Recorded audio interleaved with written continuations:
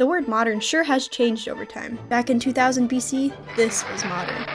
1596, indoor plumbing was the cutting-edge technology, and it is still highly underappreciated today. 1879, Edison was starting one of the greatest trends, commercial electric lighting. Thanks, man. 1900s, sliced bread, synonymous with revolutionary.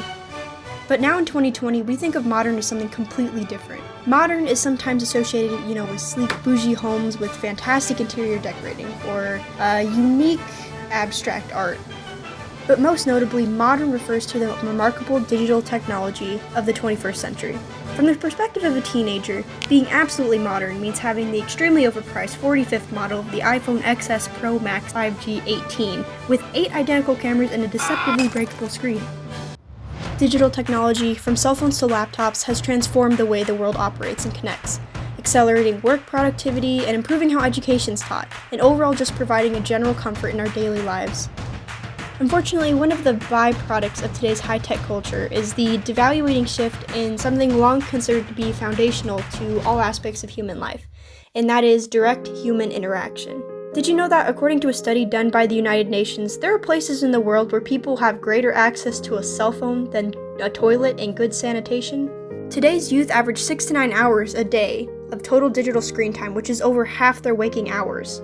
According to a communications professor at Syracuse University, technology is also eroding the social incentives for deep engagement. Simply put, fewer real-life social interactions lead to increased depression, social anxiety, and a general lack of social skills needed among the younger generations. That being said, I was raised in a pretty technologically stone-aged house. Our TV was one of those big, clunky boxes with buttons. Yes, I know, buttons. Mom and Dad's laptop was 3 inches thick and it weighed 1.5 tons at least. My sister and I never learned how to play video games because we didn't own a Wii or an Xbox. We didn't get our first phones until well into high school, even while our friends received them as mere little 6th graders. Yet as strange as it may seem, I think the lack of technology was what made our home truly modern. Instead of sitting in front of the TV to entertain us, we spent time as a family. We played board games and we learned how to cook and we went camping and we understood how to have fun without technology.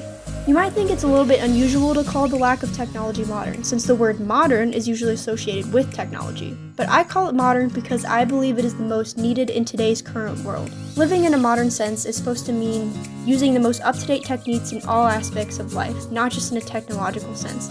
This means having the skills to socialize and exist outside of the digital world. To fix the lack of face-to-face communication, I believe that the modern home should not only have periods of time to unplug and just talk with one another, but to take advantage of the many applications that offer face-to-face interactions. The whole world by no means should stop using technology completely, but a few small and simple changes could greatly benefit social skills. Something like, FaceTiming or calling someone instead of texting, or choosing to play an interactive game as a family, rather than a single-person video game.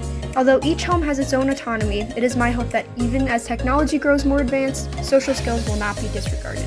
We live in an age of technological wonders. It's hard not to be amazed at the cool pieces of tech and development, like instant voice translators and AI, self-driving cars, virtual reality, rotating TVs, and flying cop motorcycles. Cop chases just got a lot more intense. But I think the technology that will most dramatically impact the way modern homes are run is the fanny pack sandal. No, just kidding. I believe that the technology with the most potential in the modern home is environmentally friendly technology.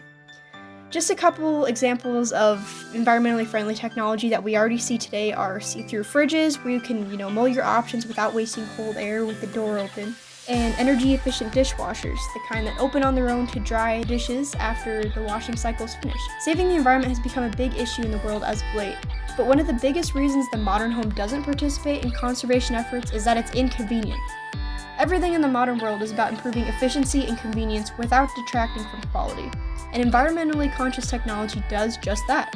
In fact, environmentally friendly technology not only preserves the beautiful world we live in, but also takes advantage of the most up-to-date energy-saving techniques, which can save the modern home quite a bit of cash in the long run. The next time a microwave or dishwasher burns out, the modern home could easily replace it with its environmentally friendly alternative. By small and simple things are great things brought to pass. Whether it be social technology or environmentally friendly technology, small and simple actions in today's modern home are sure to bring about excellence in the future. Thank you.